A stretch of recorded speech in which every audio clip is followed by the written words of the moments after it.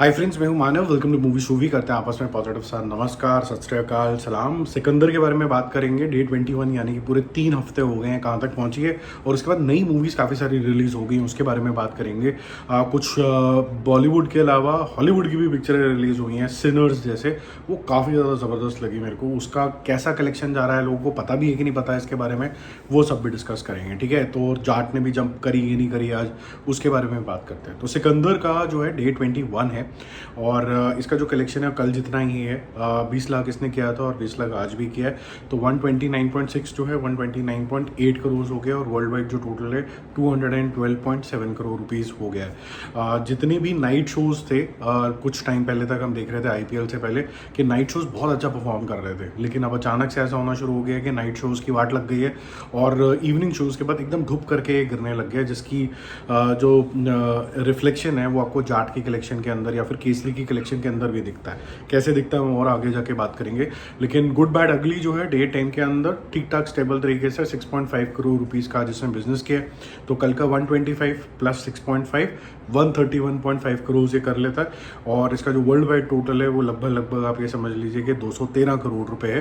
250 करोड़ रुपए में बनी है, तो ये प्रॉफिटेबल है कि नहीं है, ये बहुत लंबी बात हो जाती है। हालांकि गुड बैड अगली का और केसरी चैप्टर 2 का मैं बिजनेस एनालिसिस कल सुबह कर लूँगा। मैं ये देखना चाह रहा था कि इसका इनिशियल रिस्पांस कैसे आता है मूवीज़ का, वो पता चल गया। मैं कल जरा आपको अच्छे से बताता हूँ कि ये प्रॉफिटेबल वेंचर्स होंगे कि भी नहीं होंगे।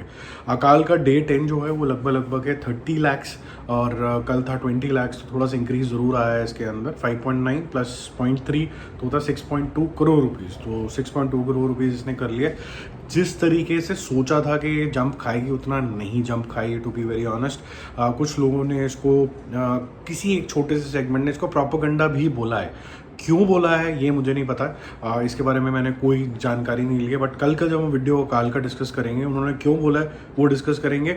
बट जब मैंने देखी थी तो मुझे तो हौसला के अलावा और कुछ नज़र नहीं आया था। तो जहाँ पर जो ट्रू खालसा है मुझे उसकी सीख नज़र आई थी, मुझे ये प्रोपेगेंडा तो कहीं नहीं नज़र आया। तो एक बार दोबारा इधर उधर की पढ़ाई करके देखते हैं कि लोगों को क्या इसमें कमी पेशी लग रही है, उसके बारे में बात करेंगे।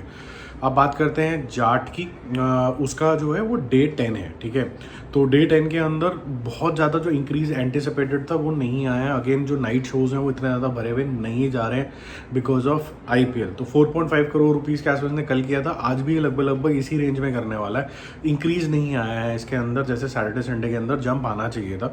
तो हायर साइड पे अगर ये थोड़ा बहुत स्टेबल भी होता है तो ये 4.6 4.7 तक ही जाएगा, इससे ज़्यादा नहीं जाएगा।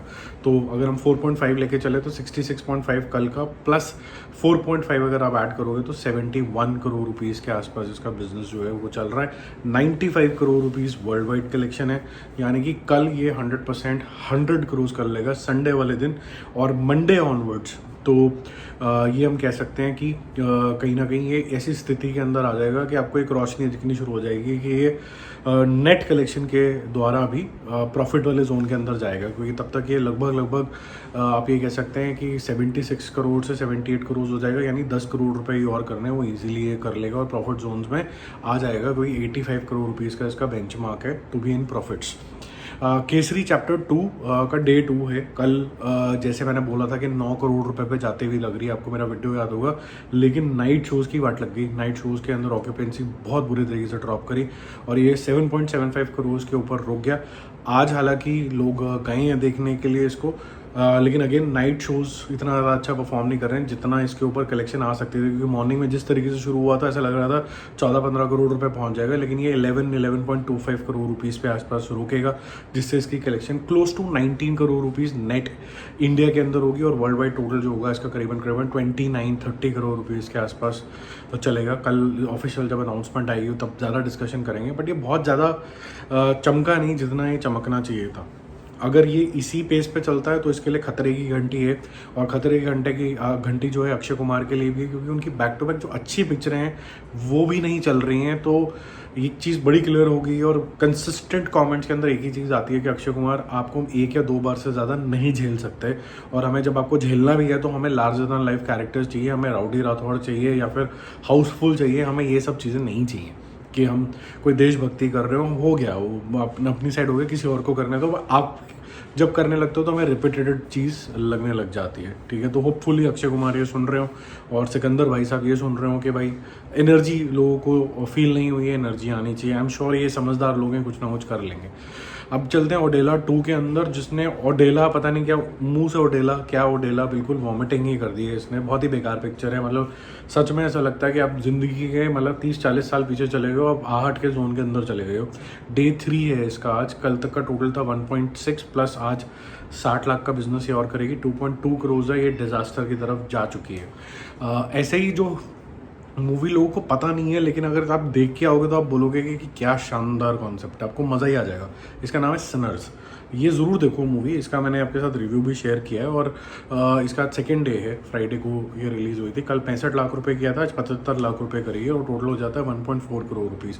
अगर इसको मार्केट किया गया होता और अगर किसी को पता होता कि ऐसी तरीके की मूवी आ रही होती है तो ये मेरे ख्याल से डबल डिजिट में अभी तक पहुंच गई होती। 2 दिन का टोटल तो एटलीस्ट, मतलब एक दिन 4-4.5 होता, एक दिन 5-5.5 होता। और ये डबल डिजिट में जाने वाली पिक्चर है, क्योंकि इसके अंदर आपको एक्शन भी दिखेगा, आपको पीरियड ड्रामा भी दिखेगा, इसके अंदर आपको रेसिज्म भी दिखेगा। एक अच्छा मिश्रण है हर चीज़ का। और जो पीरियड ड्रामा के अंदर जो आपको डेप्थ चाहिए होती है ना, कि अटायर सही होनी चाहिए, आपको जो मुद्दे हैं, पॉलिटिकल मुद्दे हैं, वो जो सराउंड कर रहे हैं वो एकदम प्रॉपर चाहिए होते हैं। और रेसिज्म का जो दायरा है वो कितना रखना है, ये सारी चीज़ें बहुत अच्छे तरीके से ध्यान रखा गया। तो अगर आपने नहीं देखी है अभी तक सिनर्स तो ज़रूर देखो, एनकरेज करूँगा आप देखो। बट जिन्होंने नहीं देखी है और उनको पता ही नहीं है इसके बारे में, तो वही क्लियरली रिफ्लेक्ट करता है कि इसकी जो कलेक्शन है इसी वजह से लो है।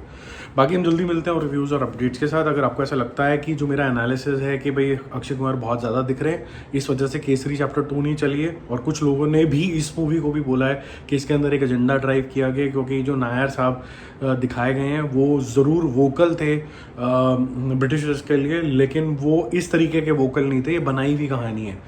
इसके बारे में आपको क्या कहना है? क्या किसी को पता है उनकी ट्रू कहानी कि ये मेडअप कहानी है? आपको क्या लगता है? क्योंकि जो हम स्क्रीन पे देख रहे हैं हम उसको बिलीव कर रहे हैं जेन्युइनली, और ऐसा लग रहा है कि वेल रिसर्च्ड है, लेकिन हमें नहीं पता कि क्या हुआ था कि भी नहीं हुआ था। तो आपका मन क्या कहता है, या आपको किसी उनके नायर के साहब के बारे में पता है तो क्या पता है, कॉमेंट करके ज़रूर बताओ। बाय।